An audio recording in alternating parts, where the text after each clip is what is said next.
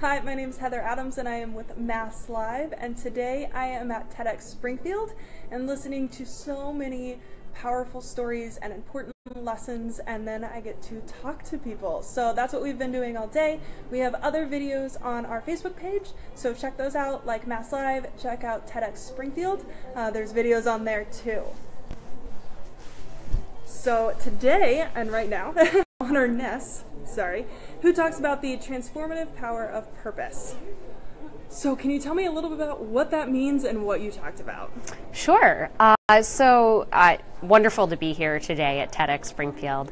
I talked about a journey that I went on a couple of years ago where I had this, and through that journey really came to the realization that I was on a personal mission to help other people get closer to their source material, their creative essence, and to help them find the support they need to make their personal passion a reality. So today in my talk, I had the chance to talk about three of the people who I met on that journey.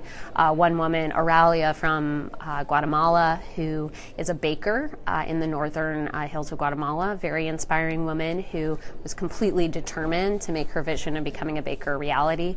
I also shared the story of Tibi Abraham, who is a Romanian entrepreneur who started a security device company after the end of the Cold War. Sounds really random, I know, but it's a multi-million-dollar business. So he was just a real inspiration for me in the support that he received through the U.S. Agency for International Development's program, which sent volunteers, business executives, to help businesses in Romania transition to the free market.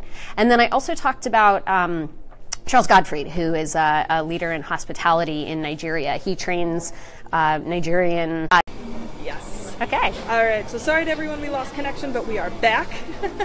So so you basically travel to these places and learn from people. What were some really quick things that you learned from them? Sure. Well, I think that in life, we often wind up doing what we think we should do. Who tells us what we should do can vary, but that really we have to have the strength to not let fear of failure stand in our way, and to not let other people's ideas about what we should be doing in the world define our lives. So really placing our focus on the personal values that each of us have inside of us, to say, I'm going to commit myself to the things that I believe in, and I'm not going to let fear of failure or someone else's doubt influence me. Which is easier said than done. Indeed, so how do people do that? Indeed.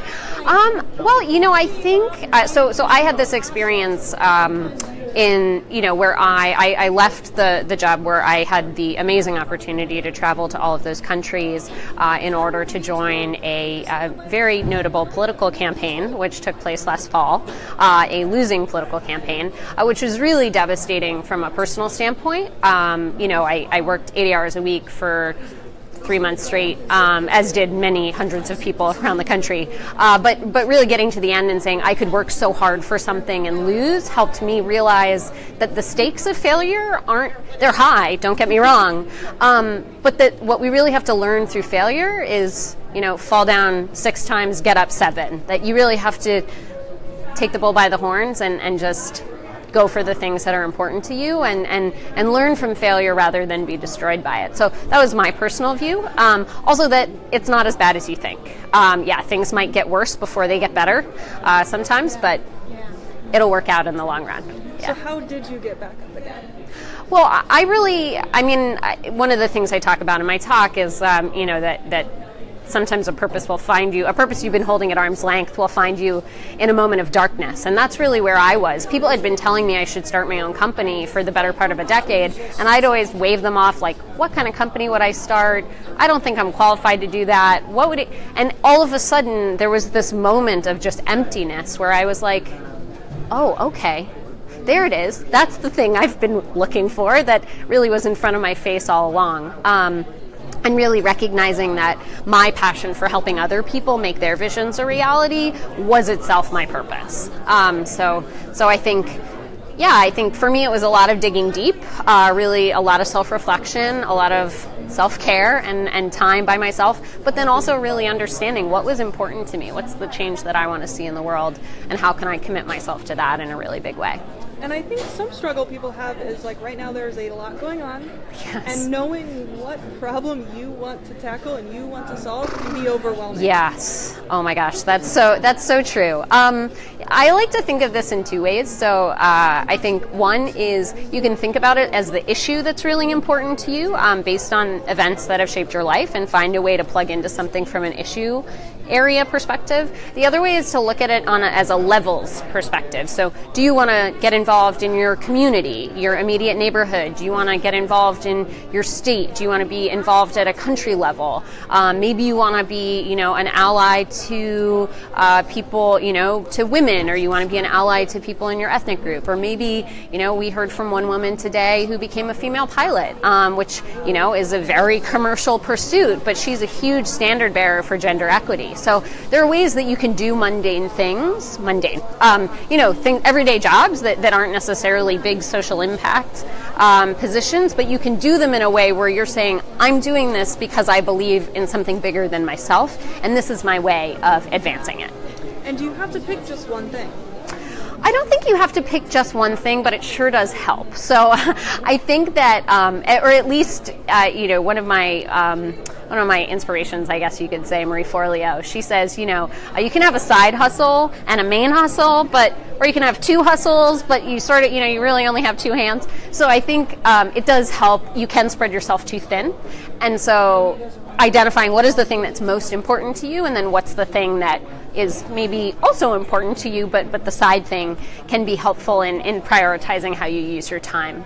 Because time is limited, and we have a society that often runs us to exhaustion. So being able to prioritize and say, no, I also need to find time to sleep and eat food and take care of myself, that's important too. So not try to give too much of yourself away for the better of the world. Which I think can be a big thing for people, and self-care is important. You mentioned that earlier. It sure is. I mean, some people are even at a loss for how you do that. So what is some advice for self-care? This is one of my favorite questions. So I have two things on this. One is getting outside. Time spent outdoors in nature, going for a walk, not necessarily to anywhere in particular, just like breathe. I mean, I live in Brooklyn in New York, so even, it's loud and polluted, but still walking under the trees, being connected to nature, I find to be really rejuvenating.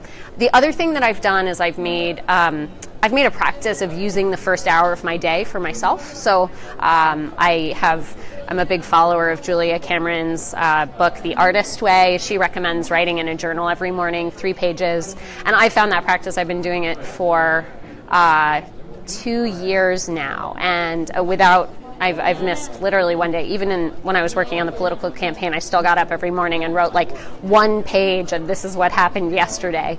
And I feel like taking that account of my own life, it has 2 benefits. One is I know what I'm feeling and I know where I am.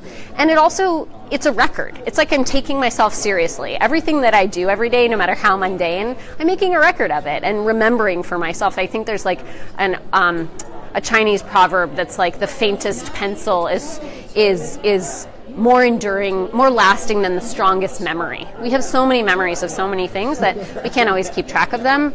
Documenting your own life is one of the best things that you can do to acknowledge that the life that you're living is something that you're really committed to. So those are the things that I do to really try to stay in touch with myself and how I'm feeling in the world.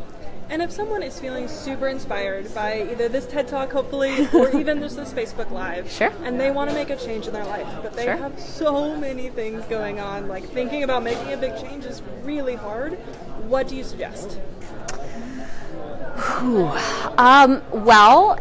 If you're really inspired by the idea of self-care and more personal creativity, you can visit my Medium channel called Firebrand. I have a 28-day creativity challenge, which can guide you step by step through the first 28 days of really figuring out how to focus on your own life and your own essence and the change that you want to make in the world.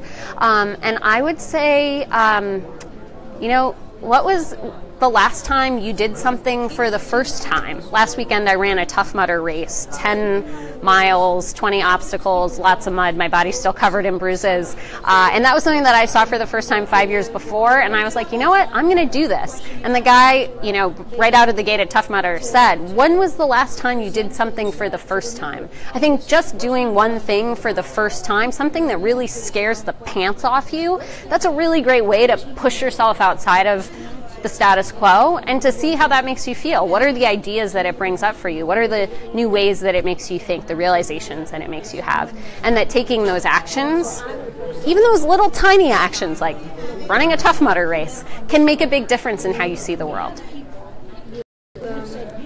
So now I am super inspired to go find something new to do, and that is all of our talks here at TEDxSpringfield. But again, if you haven't checked out any of our other videos that we had earlier, be sure to do that. They're on all of MassLive's Facebook page and TEDxSpringfield, so be sure to check those out and give us a like. Thanks.